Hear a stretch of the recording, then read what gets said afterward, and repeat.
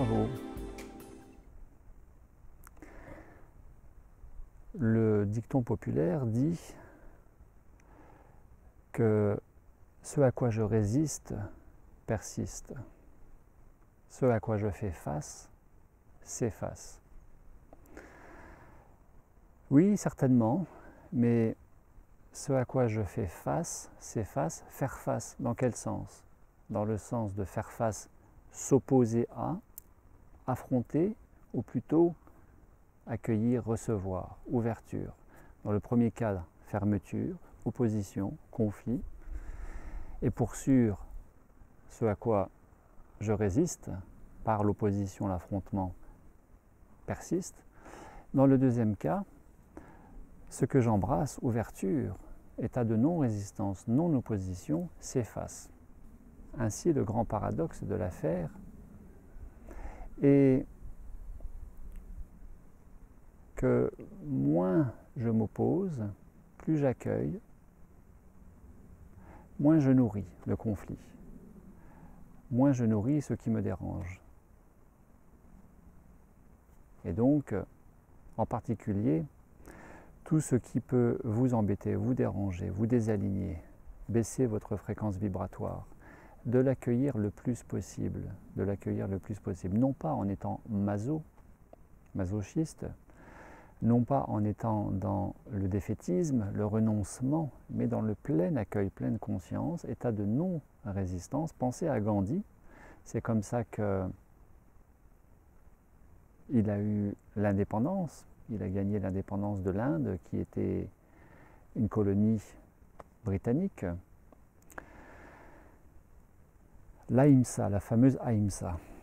Eh bien, ce que vous embrassez s'efface tout autant, et ainsi de désamorcer ce qui peut nourrir un désalignement, une difficulté, une problématique. Dans ce qui nous concerne, la nourriture en conscience, nourriture pranique, prana n'étant qu'un matériau de la conscience, une substance, un nutriment, un élément allant dans le sens de la conscience, mais aussi de la santé, mais aussi de la réalisation de soi par cette lumière quadruple, lumière biophotonique, le soleil, lumière de la conscience, lumière du cœur, du rayonnement du cœur, et en option, lumière du divin, du transcendant, du spirituel, du mystique, du métaphysique, etc., etc.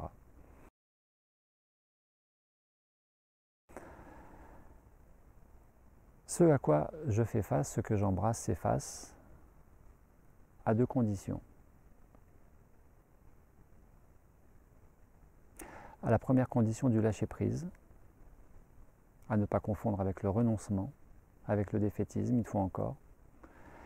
Le lâcher-prise, vraiment le lâcher-prise, et la conscience. Deuxième condition, la conscience. Connaissez-vous la stratégie qui permet d'appliquer, de mettre en application ces deux conditions? Le lâcher-prise dans la pleine présence, donc l'état de vigilance, être dans le lâcher-prise avec cette présence et qui génère la conscience. Lâcher-prise en conscience veut dire non identifié, non attaché, présent, discernement, lucidité. D'un côté le mental qui s'identifie et qui va opposer, et ainsi, dans sa résistance, faire que l'objet de la résistance persiste, ce à quoi je résiste persiste. Et la conscience désidentifiée, dans le non-attachement, le discernement, la non-résistance, désamorce des programmes éventuellement, et permet d'effacer, de voir l'objet de la résistance s'effacer. Eh bien, lâcher prise et conscience lucide dans le discernement peut se pratiquer par le biais de cet outil très pertinent qui permet le réalignement, qui permet à la fréquence vibratoire de s'élever, la conscience de s'expanser, et de cultiver par là même la conscience libre, eh bien cela s'appelle l'injonction paradoxale. Injonction paradoxale.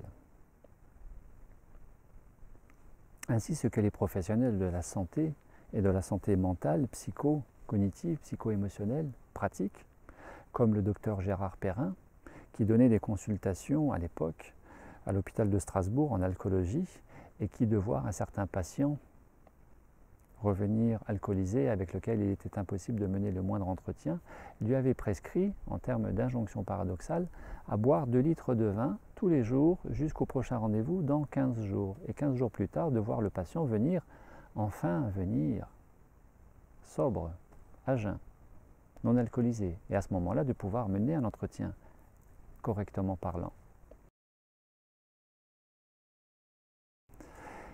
Ainsi, cette stratégie qui permet de court-circuiter les programmations, les identifications et de commencer à morceler, à déprogrammer les mémoires qui désalignent, qui contrarient un projet, une perspective, un objectif, une projection. Eh bien, ce qu'il est possible de pratiquer à titre professionnel, vous pouvez aussi le pratiquer vous-même. C'est-à-dire, vous êtes alcoolique, vous voulez amener plus de maîtrise dans votre relation de dépendance au produit, à l'alcool, eh bien, buvez autant que vous voulez, mais en conscience. Parce que la conscience va vous amener ce discernement et donc ce détachement.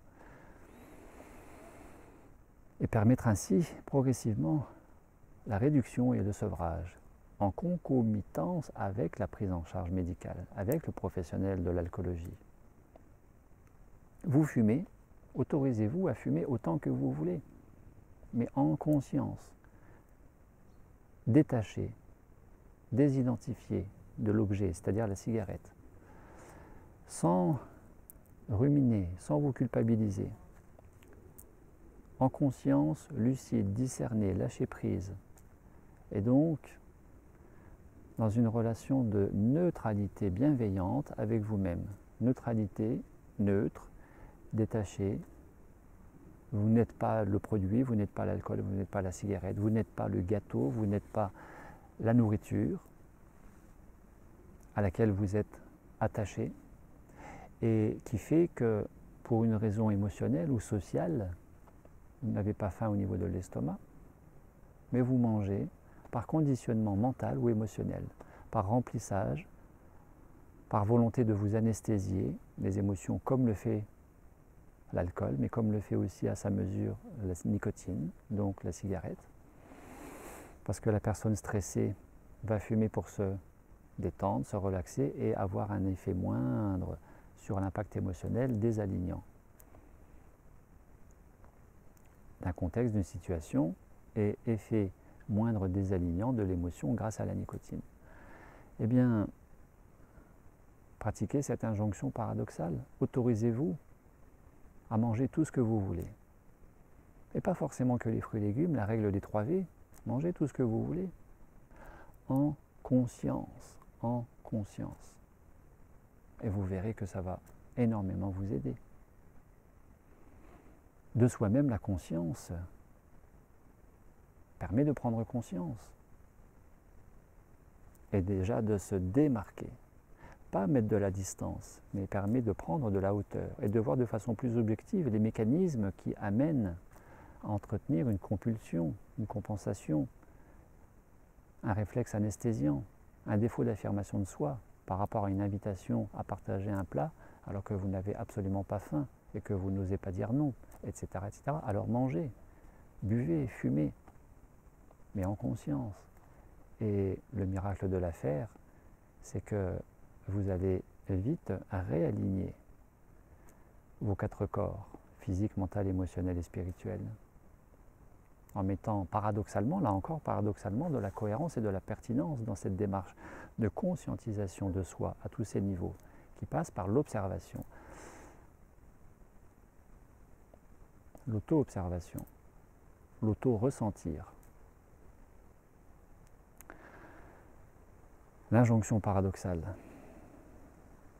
C'est comme ça que j'ai exactement procédé pour me sevrer. Je dis bien me sevrer des champignons et du chocolat. Je n'y ai mis aucun interdit, mais à chaque fois que j'avais recours aux champignons au chocolat, j'étais en conscience, sachant que je pouvais en manger autant que je voulais, et que par le fait, un jour est venu où il n'y avait plus ni besoin ni envie, pour les raisons d'ancrage à la terre avec le champignon, ou de compensation affective de cette mémoire fétale, que je tempérais, que j'atténuais grâce au chocolat, au sucré. Eh bien, aujourd'hui, je n'ai ni plus envie, ni plus besoin, ni du champignon, ni du chocolat. Sans vous flageller, sans vous marteler, sans dire il faut, il ne faut pas. Bien sûr, tenir compte de votre état de santé, ce n'est pas la peine de se mettre davantage en danger si vous l'êtes déjà. Vous devez avoir une marge de manœuvre qui vous permet de rester dans votre niveau de santé, dans votre niveau de sécurité, de ne pas vous exposer outre mesure et de prendre un quelconque risque vital sur votre intégrité physique, mentale, émotionnelle. On est bien d'accord. Alors,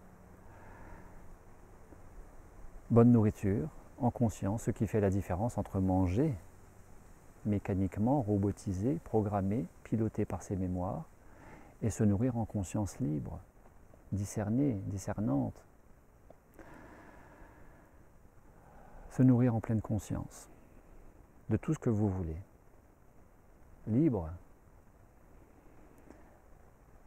mais en conscience. Je le répète, en conscience. Écouter, ressentir, observer, sans plus être davantage identifié, sans plus davantage compenser, remplir, anesthésier. Bonne nourriture à vous, dans tous les domaines de votre vie. À très bientôt. Au revoir.